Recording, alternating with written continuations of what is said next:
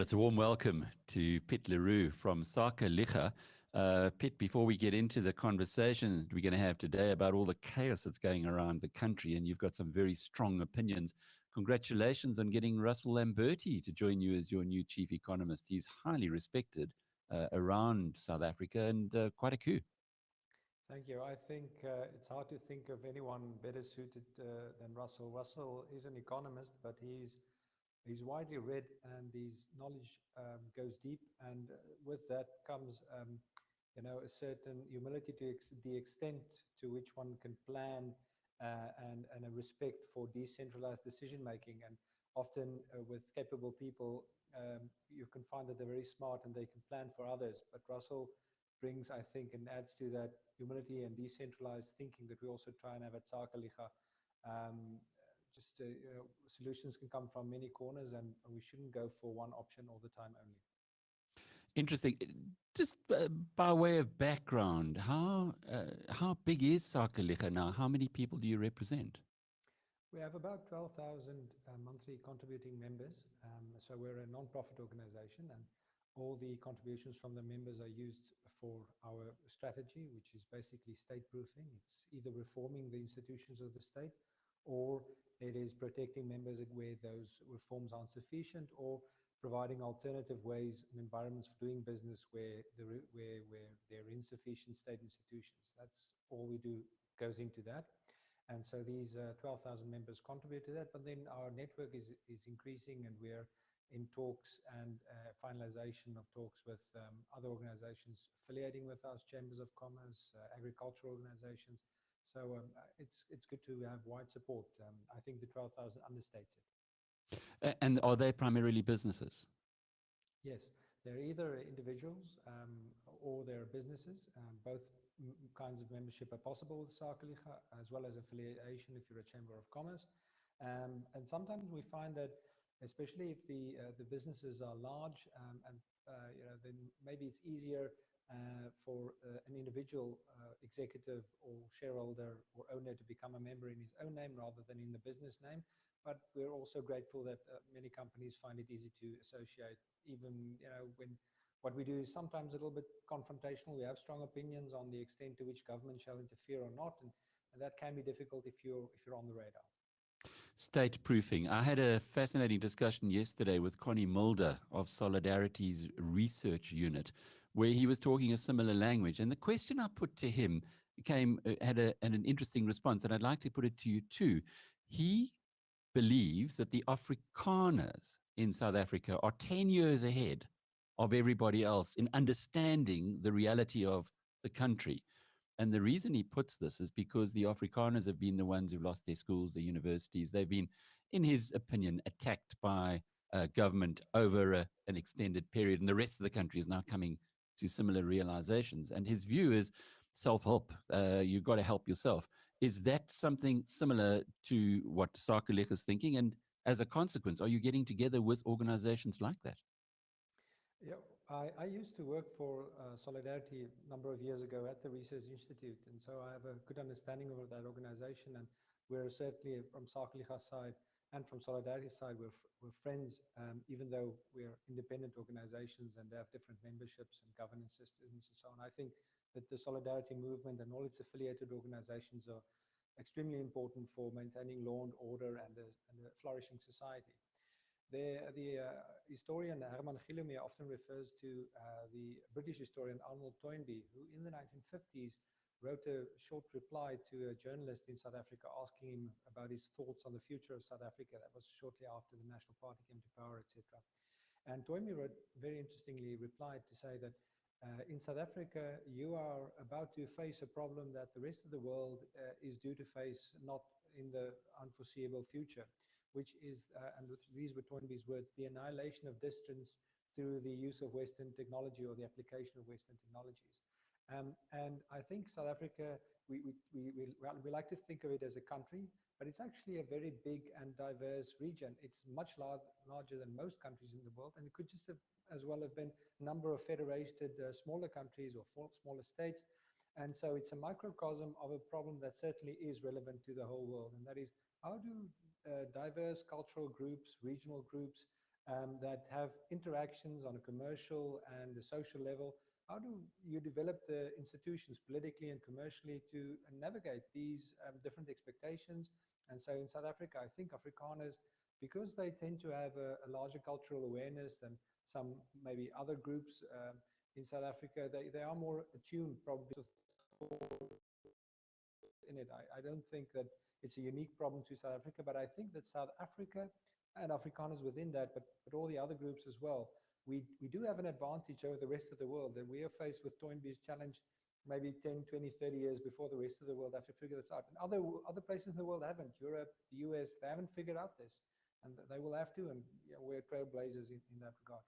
Well, hopefully that we can learn without having to be the pioneers who get the arrows in their backs, as it feels to be the situation at the moment. Certainly the chaos in South Africa over the past 48, 72 hours is deeply distressing for many people. Particularly, it must be for some of your members, given that what we are seeing, the videos on social media and everywhere else, and our community are sending us inputs from particularly in the regional areas where it's just become a looting frenzy. Yeah, we've seen distressing scenes, and we've seen these scenes, and we will see them being broadcast internationally, and that will certainly not reflect well on South Africa as a destination for business and investment, and it won't be good for sentiment for reinvesting and maintaining capital and so on, and it's completely understandable. But I've seen something very hopeful through this, Alec, and that is that it could have been the situation that there was state failure, which there is now. This is not a Jacob Zuma and is a spark in a powder keg. The powder keg, and I think Frans Cronje from the Center for Risk Analysis put this well, we have to analyze the powder keg to understand what's happening. And we could have had this spark in the powder keg without a community and without a business response, without a forceful response. And we have seen a forceful response.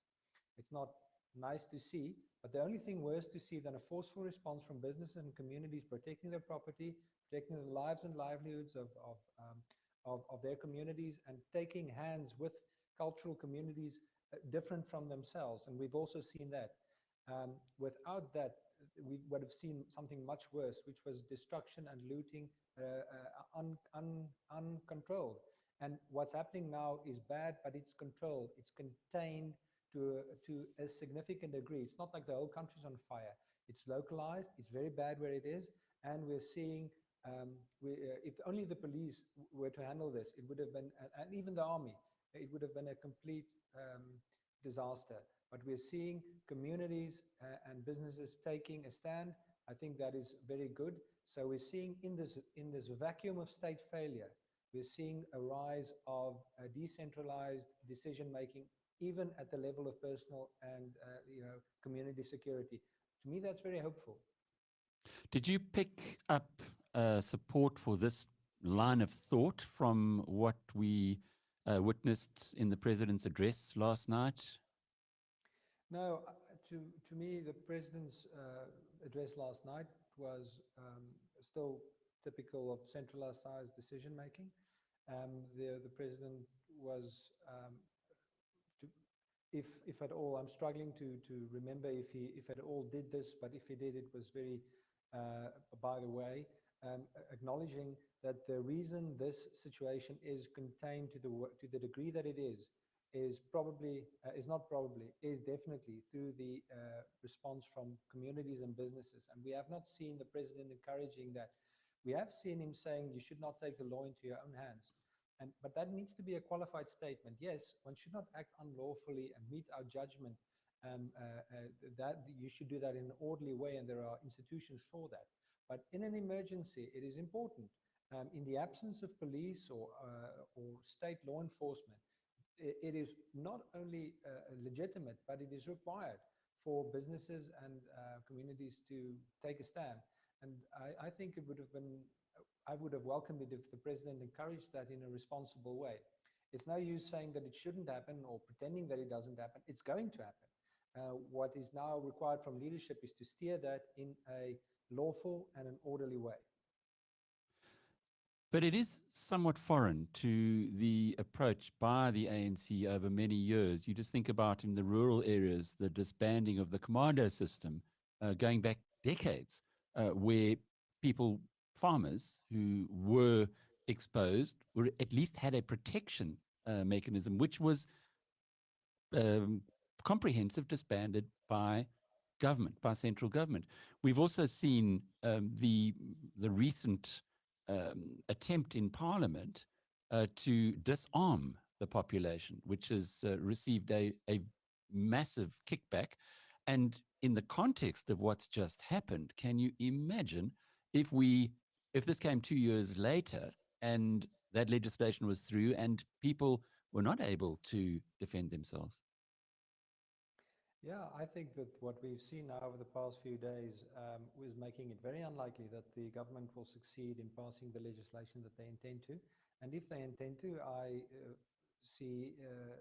don't foresee an easy way for them to actually apply such legislation. And to my mind, such legislation would be unlawful. That is, in contradiction of the requirements of a constitutional order, disarming the citizenry. So um, uh, yeah, we'll cross that bridge when we get there, but I don't see a reason to obey unlawful legislation. But that's for the future. So thankfully, as you say now, citizens and businesses were able and still are, as we speak, able to protect and create protective barriers, not only around their communities, but also for the police. I've seen some footage, and you and the viewers would have seen it, where the police really depended and benefited from the contributions of the communities in supporting the police. You know, it's hard to, it's easy to knock the police and say they're not doing the job, but when you're understaffed, you're five policemen in a vehicle or two facing a crowd running of hundreds of people running at you, you can't stop that mob. You need the community support. So I hopefully this also is cause for the government to reconsider their position and understand that the order in South Africa, not from even from a self-interest perspective, if you're the ANC, depends on an armed citizenry. You sent out a note to your members, remembering that many of these are in the firing line now from the looting mobs, to say that it warrants a forceful response from business and organized community structures to support law and order. We've touched on that a little bit, but how do you define forceful? Uh, Forceful means to react defensively to the extent that it is required to stop an unlawful act from happening. And we've seen that from businesses, and we've seen that from communities. And we thought, you know, I discussed this with Russell, even though Russell Lamberti will only be joining us in September. We had a session yesterday thinking about how should we understand what's happening. And to our mind, it's important to underscore the legitimacy of a forceful response. And you will see, if you analyze various statements or comments, you will see that that support for a forceful response that is correspondent to the level of the threat is not forthcoming from all quarters as it should. And I think that's the point that we mean when we say it warrants a forceful response. In general, the reaction that we're seeing from businesses and communities to protect their lives and their livelihoods of themselves and those around them is a warranted reaction. Mm. We're also seeing the police standing on the sidelines watching. Now, is that because they are impotent in this environment? Yeah, if you're with two or three or four policemen and you have to manage a crowd of hundreds of people running around and looting, I can see how it can be. You can stand there impotent, you know, with somebody filming you because you don't know what to do. You haven't been trained. You simply don't have the numbers. So I have some understanding for that. But in general, so away from the isolated incidents, in general, what we're seeing is the way the police and the army and the security forces in these areas have reacted is insufficient and is not does not inspire trust. We don't see them as capable. When we look at the situation, it's not evident that the police is capable, nor that the army's interventions are sufficient. And so it does not inspire confidence. And again, this just underscores the importance again for response from the communities and the businesses and private security, etc. Where does this all end up, though, Piet? I mean, we're talking in broad terms, but if you are somebody who's had your life savings just wiped out because you had a trading store in a rural area, and you now as the entrepreneur, and we've seen this in the past with the Somali and Pakistani guys who go into trading stores in townships, and they get burnt down once, and then the second time they get murdered, and somebody else after a few years comes back. Where does this all end, particularly in the rural areas where there's a different law that seems to apply to the one that one sees in cities? Like, I don't see, the end is up to us. The end is not a given. So where I want this to end up, and where I see room for strategic intervention, is if, and I'm speaking from a business organization perspective, is if we can, as businesses, pool our capital and our resources to develop the institutions to maintain order in the areas where we are active. Um, we can't solve all of the problems for everywhere in South Africa at the same time, but I can see a future where chambers of commerce, move away from the just chatting and networking idea, which it has become a little bit, to an idea of we are the institution. We as businesses, as the chamber, we form the institution that is responsible for an orderly business environment. And if the government can help us in that, well, great. But if the government is absent or the state is absent, then we are going to fill that void through private security, through working with neighborhood watches, through the contributions of our members. And we are going to take responsibility for creating an orderly commercial district. And we're going to do that in cross-cultural cooperation. We're going to do that working with community leaders in different sectors and institutions.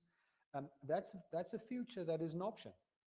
And it's a future that becomes viable, paradoxically, as the state fails. Because if the state was very strong and it was able to maintain its pretense to sovereignty on violence, or on its monopoly on violence, then it would have been very hard to develop these parallel institutions. But as the state loses its ability to crowd out private initiative, we have the option of creating that from the ground up. It's not easy. Maybe it sounds a little bit abstract, but history is full of examples of this happening. And I can see a future in South Africa where we can work and to build this. I can also see a collapsed state. States collapse. Parts of the world become uninhabitable from time to time. But that is a possibility. But there's a real chance of developing something else along the side. It's not that easy, but it has been done. We can do it again. But what happens when people start shooting? One of the sides lose. If you either lawful people maintain law and order, or it becomes a warlord zone. Either we become perhaps Somali or Ethiopia, not that I know that much personally of what's going on there, or we become a country where the institutions of civil society and of business find ways to cooperate with the state where it's possible and where it's apposite, and develop capabilities of its own to make sure that the side of law and order wins.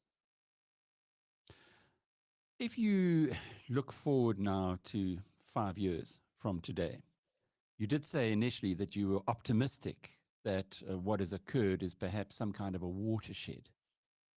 How would you see things developing over that period? And when we talk again in 5 years' time, what kind of a history will we be looking back on? Lockdown has truncated some of the developments in South Africa. So the underlying foundation on which these unrests and incidents feed were accelerated by lockdown. We've been warning of this for the past year, Alec, on your show. Many people have warned of this, and people took a sledgehammer to a Swiss clock and thought that they can everything will be fine. But we have added millions of people to the unemployment numbers and to the hungry numbers. So something's going to give, and we've disrupted society. So there is an acceleration. I hope that we can get out of this lockdown over situation and get back to normality. That will certainly give us extra time.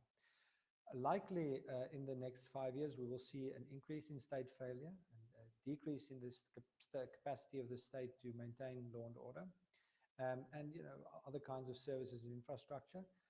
But I can see this future happening, is where businesses and communities across the country in some towns, not all towns, have found ways to maintain infrastructure, to provide services, to maintain law and order.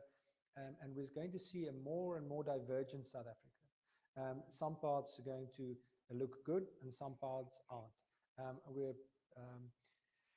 So Alec, in 5 years, I think some parts of the country are going to look worse, and some parts of the country are going to look better, but not thanks to government, thanks to private and community initiative.